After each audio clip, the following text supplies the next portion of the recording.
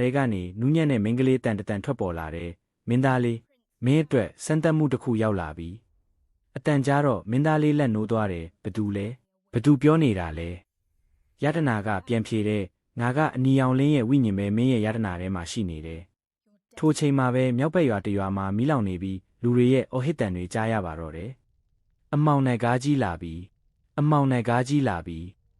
မင်းသားလေးဟာချက်ချင်းမြင်းပေါ်ခုန်တက်ပြီးရွာသားတွေစီကိုအလျင်မြန်ထွက်ခွာသွားပါတယ်ရွာရောက်တဲ့အခါနဂါးကြီးကအရန်ကြီးမှပြီးမျက်လုံးနီနီကြီးတွေနဲ့ရက်နေတာကိုတွေ့လိုက်ရတယ်နဂါးကြီးကမင်းသားလေးကိုမြင်တော့မေးတယ်မင်းကအလင်းကလေးလားပြီးတော့ချက်ချင်းတိုက်ခိုက်လာတယ်မင်းသားလေးကပြန်လဲခုခံပေမဲ့နဂါးရဲ့စွမ်းအားကအလွန်ကြီးမားလုံးလို့မတုံ့ပြန်နိုင်ဘူးနဂါးကြီးကမိတောက်တွေနဲ့ပစ်ခတ်လိုက်တဲ့အတွက်မင်းသားလေးလေထဲကိုလွင့်စင်သွားရတယ်